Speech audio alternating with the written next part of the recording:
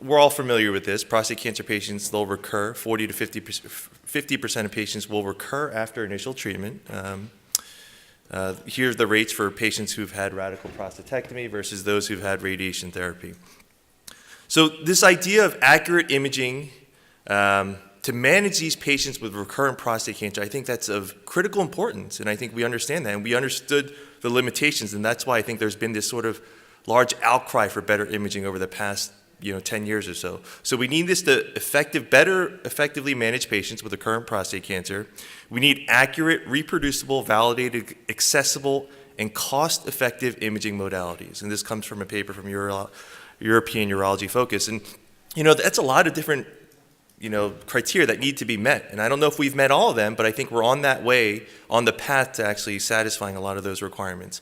It'll help inform the management of prostate cancer because the volume distribution of disease has very big implications on how you all are going to treat these patients with metastatic prostate cancer, whether it's treating the primary or treating the metastatic disease. So here's sort of a timeline of what imaging's looked like over the past years. And when we talk about conventional imaging, not only is it conventional, I think it's antiquated. So, bone scans were first developed in the early 1970s, and they're planar imaging techniques. Yeah, there are ways that we've advanced that technique, but I think its time has come to sort of disappear. And then in 1971, CT was developed, which was sort of more of a tomographic way to image lesions anatomically. And then MRI came along, which, is an anatomic imaging technique, and also this has molecular components as well. All right, so what do we know? We know that conventional imaging may not detect recurrence. We have current guidelines that recommend bone scan, CT, and MRI to detect and determine high-risk primary recurrent and metastatic prostate cancers, but they have very limited sensitivity and specificity. I think one of the biggest problems with bone scans is, yes, they're kind of sensitive. They're more sensitive than than CT for detecting bone lesions, but they're not very specific. And I think we've seen this very often where you see things on a bone scan and you can make the argument of whether it's metastatic or post-traumatic or degenerative, and it's really hard because you also don't get path. And I think that's one of the limitations. Oftentimes, the teaching in nuclear medicine, I think, needs improvement, right? For a bone scan, if you see lesions in a line in multiple ribs, you say, oh, that's traumatic. If you see a single lesion in a rib, you say, oh, most likely that's going to be post-traumatic, because we have studies from decades ago that say if you have a single lesion, most often it's post-traumatic, not metastatic. Where does that really come from? I think it's pretty poor. And we all know when we image patients with biochemical recurrence, oftentimes it's negative because their PSA values are very, very low. So next generation imaging PET-CT, and that sort of encompasses a lot of the different tools that have been developed over the past few years, and the other tools that we will see FDA approval for in the next few years, sort of get put into this bucket of next generation imaging. This allows detection of metastases that were undetectable by conventional imaging. It's critical because it allows us to detect disease earlier, and for the time being, the data is most robust in patients with biochemical recurrence.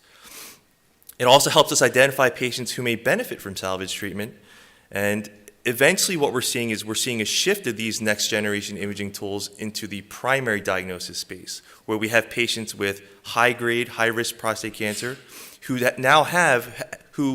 you have the suspicion that they have metastatic disease, but you just never had the tools to detect it. And that's where we're at today.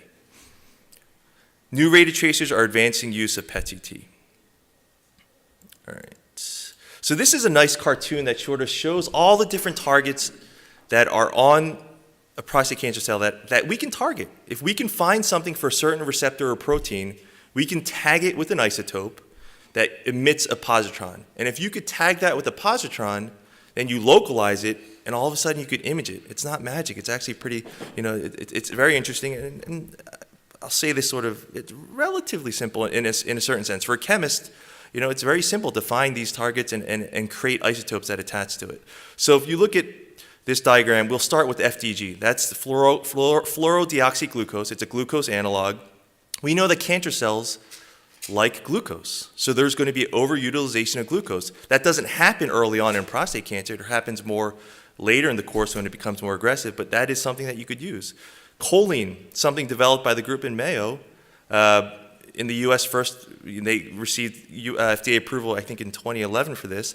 Another great target for most likely detecting cellular membrane synthesis. Acetate, F18 dihydrotestosterone, the androgen axis, PSMA. That's what we hear a lot about, is this receptor for the PSMA. And I think we've all fallen in love with this idea of PSMA because of the name. Prostate-specific membrane antigen. It sounds great. In reality, it's actually not specific for prostate cancer cells. It is also seen in other cells. It's carboxyglutamate, carboxypeptidase 2, which is found in endothelial cells, found in the collecting system, found in neural cells as well, schwannoma. So we're learning more about that, but I think there's a lot of promise with PSMA. I don't want to discount that. For the time being, we're going to focus on FACBC, which is an amino acid analog that detects increased cellular metabolism. And again, even FACBC will be seen in other cells besides prostate cancer, and it's actually being actively studied for brain cancers as well. So a lot of these tools that we have aren't specific, but they are so much better than what we've had in the past. And that's where I think the skill comes into play with regards to your imaging team that you use. So here's a timeline of the FDA approvals for next generation imaging using PET-CT. Interestingly, sodium fluoride PET-CT, which you heard a lot about maybe 5 years ago, 6 years ago, that was first approved by the FDA in 1972. We saw a resurgence in interest over the past 8 years, but this is pretty much dead. CMS did not approve the application for reimbursement. And it was appealed and it was denied again. So to be honest, I think we just need to move on. Indium-111 pentatriotide, it's not PET-CT, it's actually a planar gamma imaging tool. That's better known as Prostascent. Done. Again, we should never talk about Prostascent ever again. No one should ever order a Prostascent study ever again. Fluorodeoxyglucose, and if you feel otherwise, I mean, let's talk about this, but that's just sort of my very, very strong feelings. I can't be as animated as Steve, but yeah, that's my animated feelings about Prostascent. Fluorodeoxyglucose, great tool for a lot of cancers. In prostate cancer, I actually think there's a valuable role for this, but that's for another topic, another discussion, another lecture. C11 choline, 2011. It was approved in the U.S. At the Mayo Clinic in Rochester. Great drug. I think it really opened the door with regards to next generation imaging. The biggest problem with that was it wasn't available. We heard so much about C11 choline. Patients want choline, I want choline. The problem was you couldn't really get it, or you had to travel to one center to get it, and sometimes there were out-of-pocket costs associated with that. I think 2016 was a landmark year because that led to the approval of Fluciclovine, and the reason why it was landmark was because Fluciclovine has this F18 isotope. That F18 isotope has a half-life of roughly 2 hours, which basically allows that to be shipped all across the country. And now what we're seeing is you have access to this wherever you are in the United States. So this was the FDA-approved indication for Fluciclovine, approved for imaging in men with suspected prostate cancer recurrence based on an elevated PSA following prior treatment. So you could look at this broadly, and it's just elevated PSA following any treatment. I think some people look at it very narrowly and think, oh, biochemical recurrence. I think it actually has a very generic, broad label, which is good for us because it allows us to use this in a lot of different settings. So it's amino acid analog, and as we know, as these cancer cells replicate, they need amino acids, they need to create the cell membrane, and that's why they're going to use more of this. These were the first 2 studies that led to the FDA approval of Fluciclovine. They were 2 registrational studies. Basically, what they had to prove was they had to prove performance, and they also had to prove this idea that it was reliable and that different readers could read this relatively consistently. And when they performed these studies, and they looked at the data sets over again, what you see is a relative consistency between how the 3 readers read the cases, and it was accurate, especially for patients who had extraprostatic disease. The study 1, the readers correctly predicted 77% of all regions, and when it came to extraprostatic sites of disease, the accuracy was 90%, so very, very good. I think the accuracy when you were dealing with uptake in the prostate gland was a little more difficult because a lot of times you see inflammation, you see post-treatment changes and whatnot that could be confused for recurrent disease. But to me, I think the extraprostatic disease is very, very significant. Multi-site experience, again, showed very good performance, whether it was in pelvic lymph nodes, outside the pelvis, or in bone lesions. The detection rates correlated with PSA levels. So this comes from a paper from Bach-Gasmo from MD Anderson in Houston, which talks about the different quartiles of PSA and the detection rates. And you see that when the PSA levels were less than 0.79, the total detection rate of disease was around 41%. And you could break it down by different sites of disease. But overall, you see the trend increase as the PSA levels go up. So, when we use bone scans, you would never see recurrent disease in the biochemical recurrence space with patients with the PSA less than, even 5. Even less than 5 oftentimes, more often than not, even before I open a scan, I would say this is going to be negative. But again, these next generation imaging tools are changing how we need to think about patients with biochemical recurrence. So here are some example cases from that article published in the Journal of Urology in 2017. You see activity that could be recurrent in the prostate bed. You see some lymph nodes that could light up with Axiom or Fluciclovine, and you see bone lesions that could light up. One thing I'll add is, a lot of these studies in radiology are difficult to run. And a lot of times they're single site, and a lot of times getting histopathology to prove they're actually bone mets or whatnot is difficult. So it's one of the limitations and something we need to work on our end, but it's the best that we have, so it's what we're going to work with for the time being. So this is an interesting trial from Jerry Angel at WashU that is titled Located. It was presented, I forget at what meeting, a year ago, just accepted in the Journal of Urology and is in press right now. It's looking at the impact on clinical management of patients who receive fluciclovine. So you have the intended management plan that the urologist will record. Then they get a scan, and then you look at the revised management plan. Pretty simple, straightforward. And a lot of these studies have been done for all the different imaging techniques, because one of the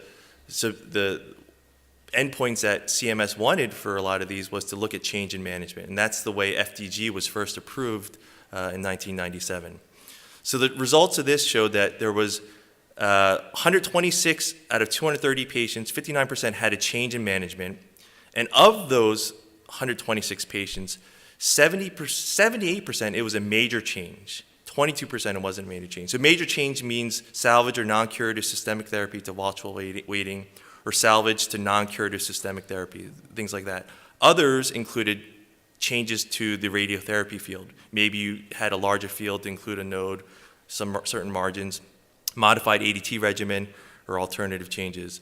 And again, some of these patients had positive results, some of them had negative results. But again, I think the negative results are just as important as the positive results.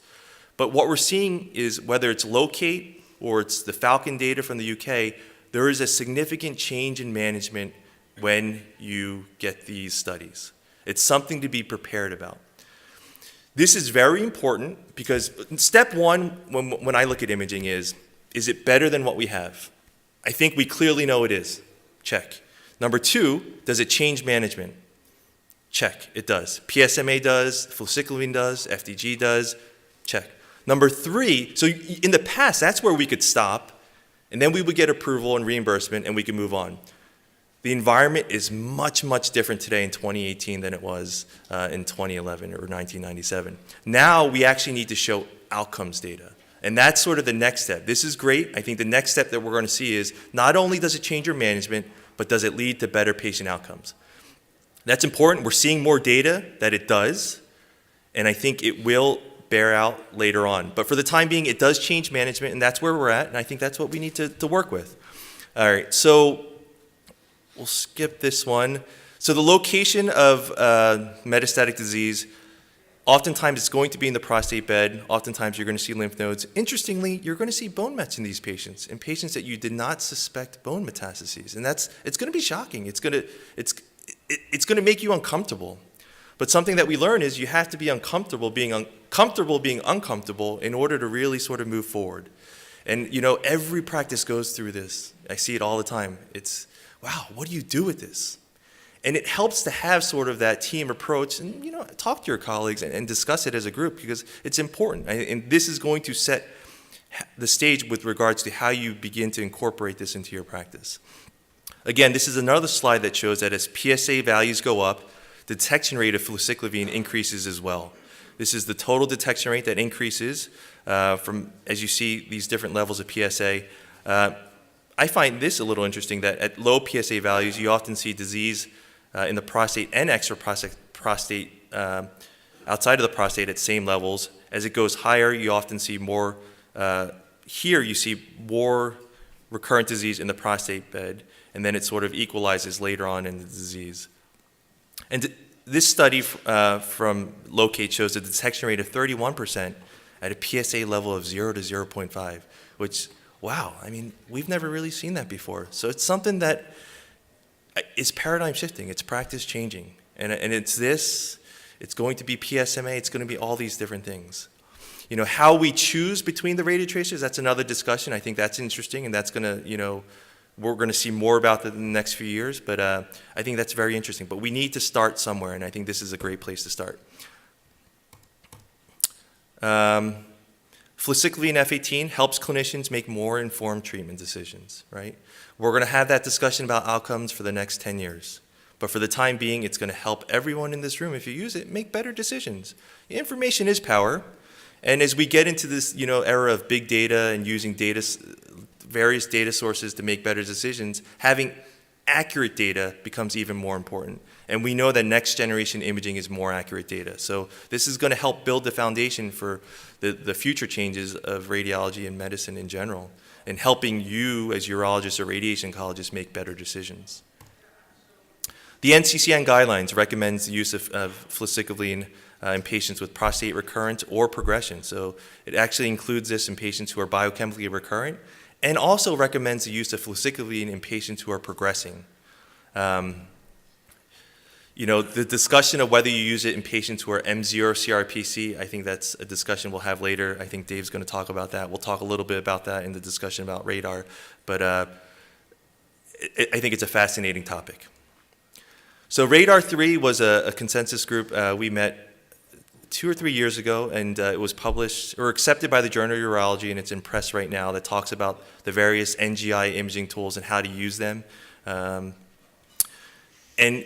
based on that group, multidisciplinary group, it was felt strongly that for the time being, fluciclovine has the best combination of availability, specificity, sensitivity in the United States. So this is sort of our NGI of choice at the time that we met.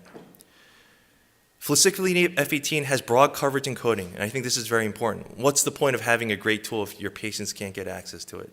And it's my understanding that all the different MACs through CMS are reimbursing this, and you just need the correct sort of wording, I guess, in your notes to make sure it gets paid for.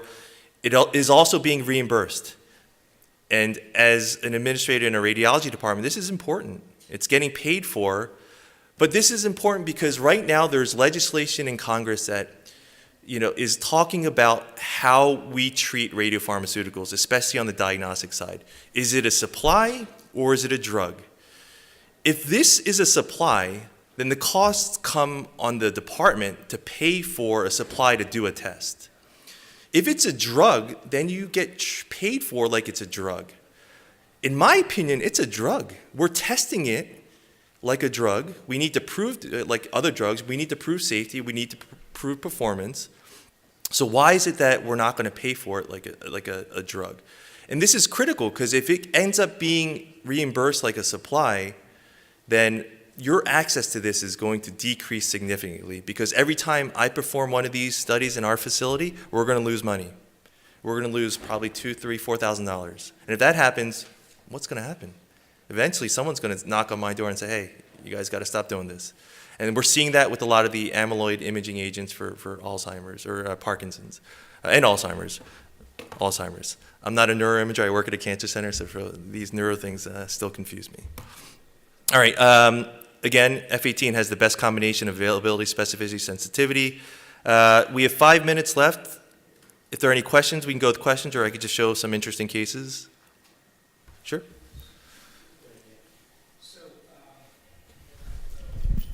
comment and a question. First comment is, the problem with these scans, of course, is what to do with them afterwards. And you will be initiating systemic therapy probably earlier in these patients. I think we also should be looking at this in terms of when do we stop systemic therapy? Right now, in a patient who has node-positive lymph disease, you'll see a variety of different ways people will handle androgen blockade post-prostatectomy. Some will give 2 years, some will go strictly according to the books as to what Messing said and give lifetime androgen blockade.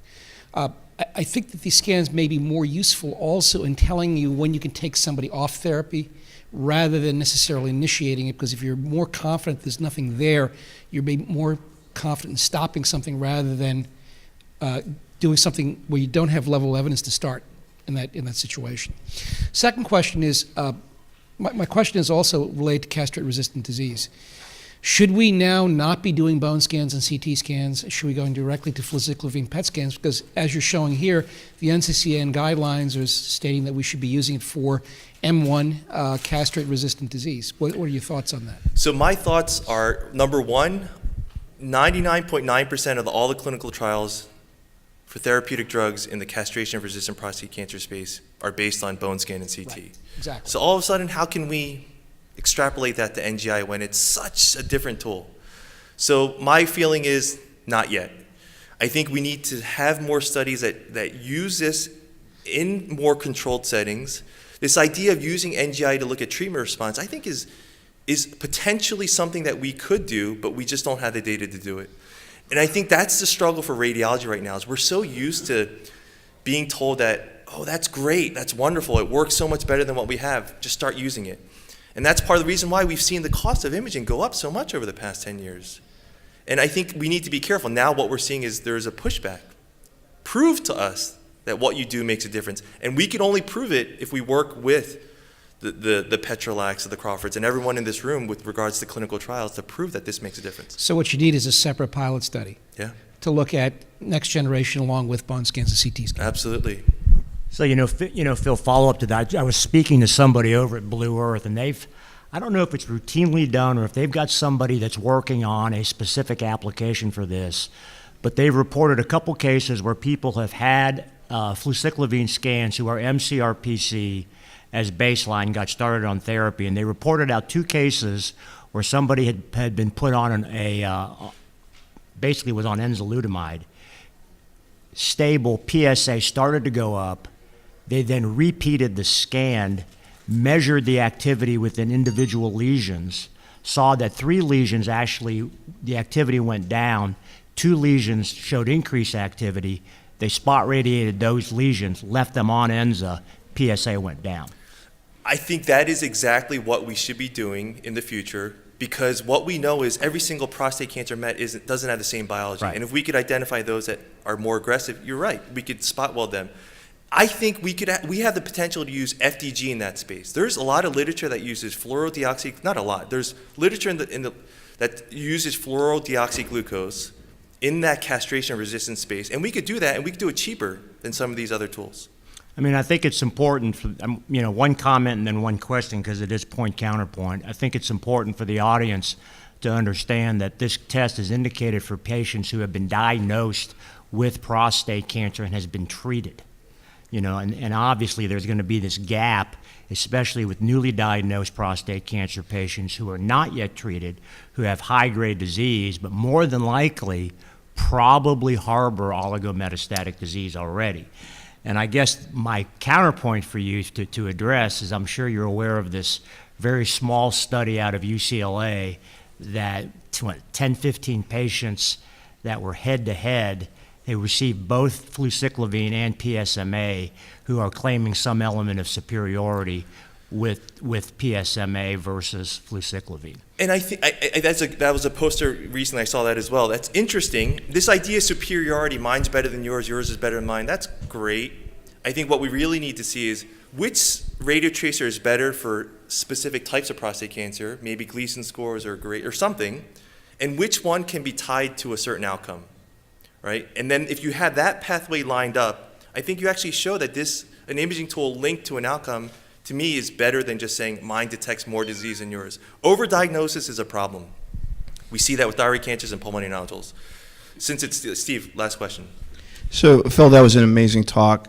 So for the audience, right, so just putting it in perspective on a specific clinical scenario, if you look at the Urolita patients, right, so the non-metastatic castrate-resistant space where traditionally the PSA is rising, we looked with technetium-99 bone scans, we couldn't find something.